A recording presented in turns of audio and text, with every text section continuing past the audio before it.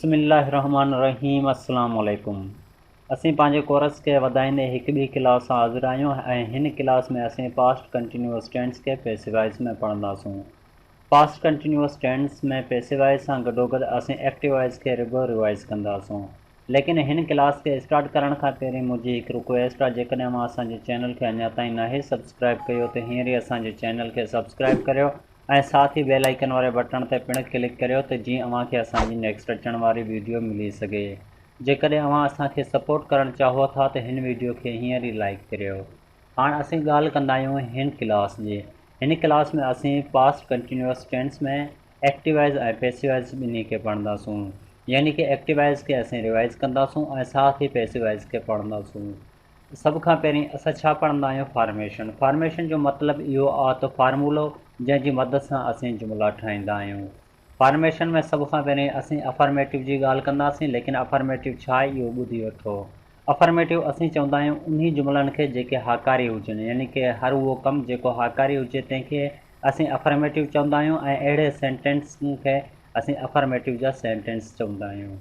Affirmative में असीं एक्टिवाइज़ जी ॻाल्हि करियूं त एक्टिवाइज़ में असां सभ खां पहिरीं सब्जेक्ट, इन खां पोइ हेल्पिंग वर्ब जीअं त वाज़ या work plus fourth form of verb plus object खे इस्तेमालु कंदा आहियूं।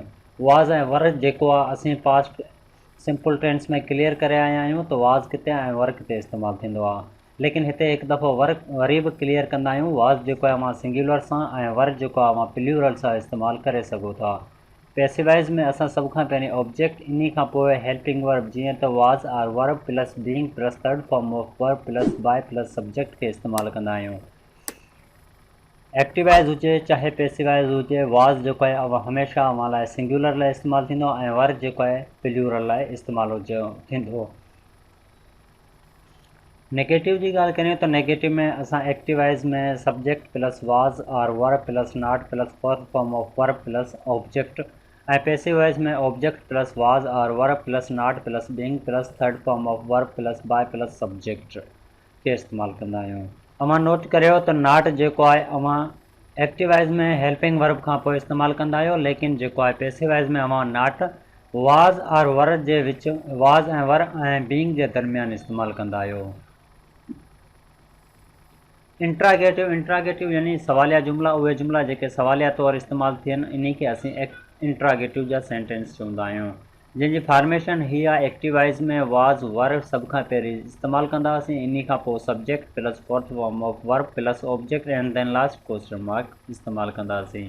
पैसिवाइज़ में असां सेम ई सभ खां पहिरीं हेल्पिंग वर्ब इस्तेमालु कंदासीं, जीअं त was are verb plus object plus being plus third form of verb plus by plus subject and then last question mark.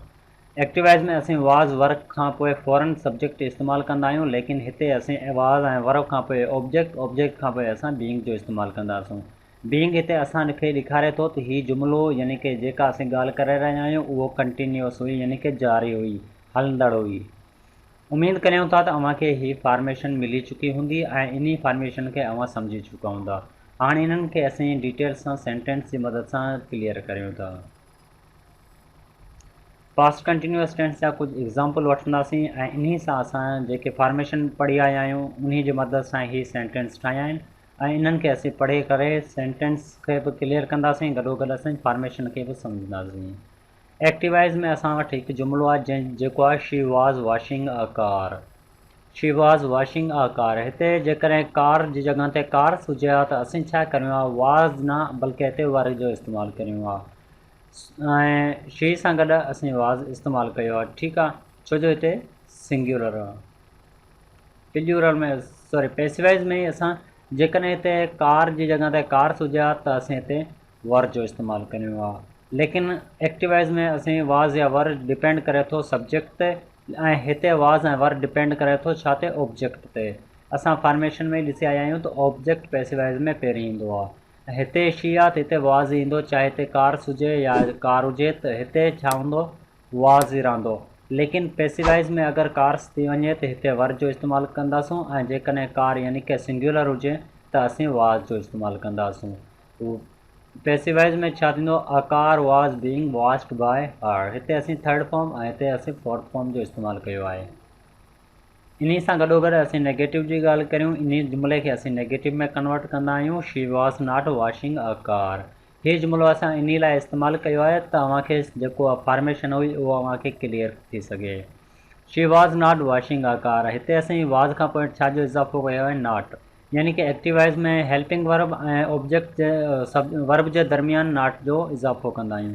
ऐं इन यानी कि पैसिवाइज़ में असीं छा नॉट जो इज़ाफ़ो किथे कंदा आहियूं, हेल्पिंग वर्ब वाज़ ऐं बींग ॿई हेल्पिंग वर्ब आहिनि, लेकिन वाज़ आर वर ऐं बींग जे दरमियान असीं नॉट जो इज़ाफ़ो कंदासीं। जीअं आ कार वाज़ नॉट बींग वॉश्ड बाय हर। वाज़ शी वॉशिंग अ कार, ही छा आहे, ये आहिनि इंट्रागेटिव जो सेंटेंस। इंट्रागेटिव में छा आहे, लास्ट में असां वटि क्वेश्चन मार्क अचे पई ऐं हेल्पिंग वर्ब सभ खां पहिरीं अचे पियो। उमेदु करियूं था त हीअ अव्हांखे सम्झ अची वियो हूंदो त इंट्रागेटिव हिन तरह सां असीं ठाहींदा आहियूं। इन जे पैसिवाइज़ जी ॻाल्हि करियूं त पैसिवाइज़ में बि असां सेम सभ खां पहिरीं वाज़ यानी कि हेल्पिंग वर्ब जो इस्तेमालु कंदासीं। Was a car being washed by her ऐं लास्ट में असीं क्वेश्चन मार्क ॾींदासीं।